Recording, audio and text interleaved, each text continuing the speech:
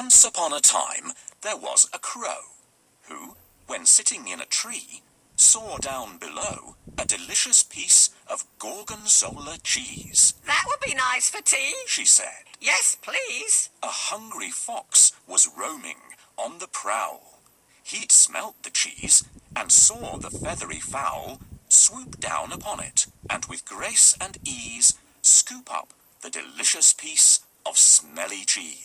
Oh, no, he sighed. Now this calls for a plan. I want that cheese, and I'll get it, if I can. So, in a cunning, cheeky kind of way, he began to offer compliments and say, "You beautiful, elegant, graceful, charming bird, with the sweetest song the world has ever heard. Please sing for me, and do so at your leisure, for your singing would give me the greatest pleasure." Now her feathers quivered, and the crow was flattered. To be beautiful was all that ever mattered. With her chest puffed out to show that she was proud, she opened up her beak and cawed quite loud. "Oh dear, you've dropped your cheese," the fox responded, and with it in his mouth, he then absconded. The crow was shocked to find she'd now no tea. The cause, she knew, was foolish vanity. The moral of this tale is plain to see. Don't fall foul to cunning flattery. Wow! Someone is very lucky to have such a delicious breakfast. Who is going to get it? Hedgehog, crow, or owl? Try to guess. The crow is lucky. She gets the cheese for breakfast. What a wonderful day! It's not often that I get delicious cheese as a gift. Who is this? A sly fox who wants the cheese for his breakfast. My dear crow, you look pretty today. What's the secret?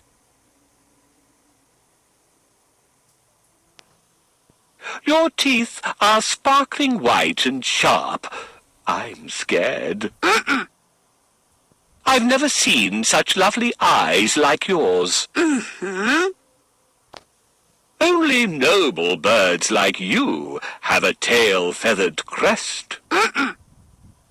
What beautiful soft feathers you have. Please sing to me in your sweet and gentle voice. Silly crow, did you think you have a wonderful voice? Don't trust anyone who flatters you. I'm off to eat now. A lie begins where a truth ends. I was foolish to trust the fox. Now I have nothing to eat. I'll look for something else to eat in the forest.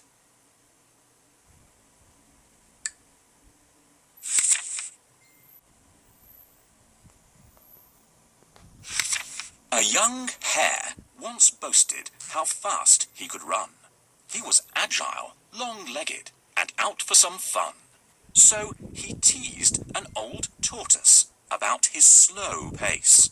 But the tortoise surprised him and asked for a race. If you think you can beat me, you're out of your mind, jeered the hare, who was really very unkind. Yes, I could win, said the tortoise. Name the time and the place. The hare thought this amusing and laughed in his face. But he agreed to the race and the place it was set. An announcement was made in the Country Gazette. The animals gathered, all out for the day. Excitement arose when the race got underway. The hare and the tortoise were set on their marks. The pistol was fired, and it shot out some sparks. In a great cloud of dust, the hare ran off at some speed. It was obvious to all he was well in the lead. The tortoise then coughed, wiped the dust from his face, then set off quite steadily at a moderate pace. He didn't worry that Hare could run very fast. The test would be whether or not he could last. The hare, with his racing, had made himself hot. so he stopped under a tree in a cool, shady spot. He thought, Why should I rush? I'm certain to win. so he laid down for a rest, fell asleep with a grin. Meanwhile, the old tortoise plodded steadily on, neither stopping nor resting as he went along. He passed by the hare, and then, oh yes indeed, it wasn't hare, but old tortoise who was now in the lead. The crowd saw him and cheered. The noise woke up the hare. To see the race won by tortoise was more than he could bear. He took off in a fury when he realized his fate. But the tortoise was first. He was simply too late. Slow but sure wins the race is the moral of this tale. Take things steadily and moderately, and you'll never fail. I'm proud to be fast and light-footed. Those who can't run fast are really unlucky. How do you manage, Tortoise? I might be slow, but I'm always on time. You can't be on time if you're slow. Let's have a contest to see who reaches the mountain first. I accept, Hare. Nightingale, can you be the judge? Sure. Please take your places. On your marks, get set, go! Good luck, Tortoise! Good luck, Hare. Remember, slow but steady wins the race. I'm already halfway, but Tortoise is so far behind, I'll take a nap. There are many stones on the road. Shall we remove them so I can walk faster? Let's help Tortoise remove all the stones from the track. Thanks again for your thank you. This stone was a hurdle.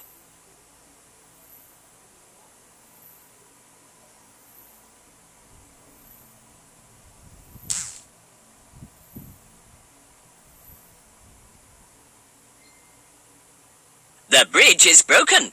Can you help her to repair it? We need to find all the wooden parts.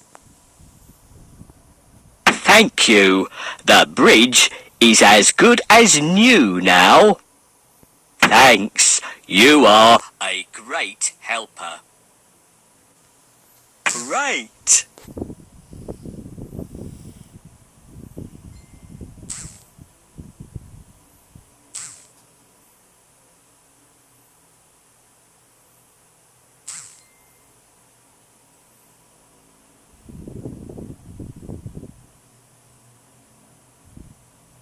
Tortoise is approaching the finish line, but where is Hare? Ah, he is sleeping under the tree.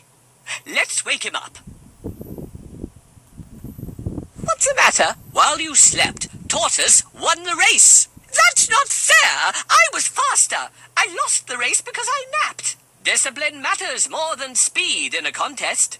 Tortoise is the winner. I try to be always on time and finish what I've started.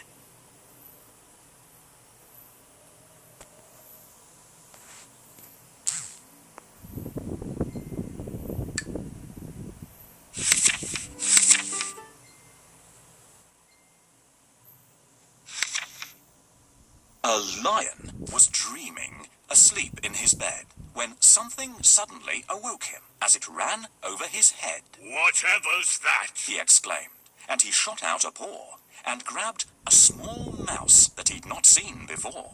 The lion roared in anger. You woke me as I slept. I shall eat you for supper. Please don't. The mouse wept. King Lion, you are powerful, mighty, and strong. Please don't eat a poor mouse who meant you no wrong.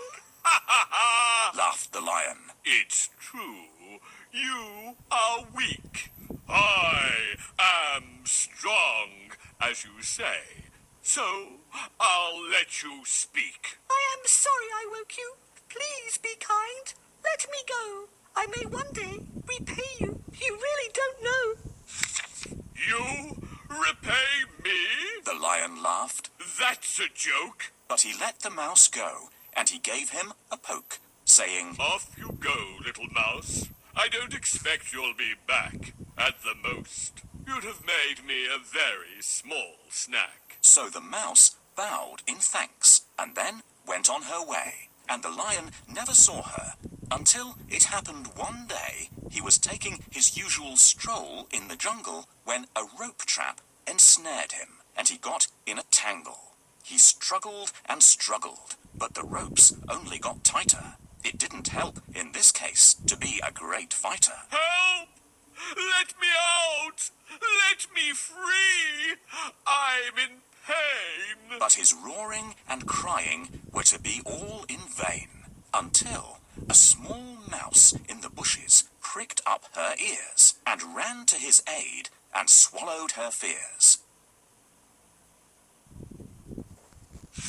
Remember me, Your Highness. She found the courage to say, You showed me kindness, and I said that one day I'd repay you. And now I'm really quite sure I can help you. and then, quickly, she started to gnaw away at the ropes until she'd gnawed a big hole which the lion fell through safely, body and soul. At last, I am free, little mouse, thanks to you. You may be small, but you are honest and true. Your honesty and kindness is where your strength lies. You came to my aid when you heard my cries. The moral is surely, no matter how small, honesty and kindness makes the greatest of all.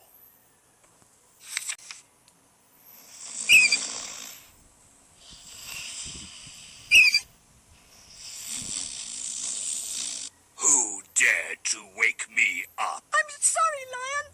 I didn't mean to disturb you. You're brave to disturb the king of beasts, but I'll gobble you up now. I'm hungry. I'm sorry I disturbed you. Forgive me today, and I'll help you someday. A tiny fellow like you helping me? Run away before I decide to eat you. Thank you, Lion. I will never forget your kindness. I'm hungry. I have to find something to eat. Wow, what luck that I found such a delicious piece of meat. It's a trap! Help! Help! Let me out! I think the mouse might help me. Please help me rescue the lion.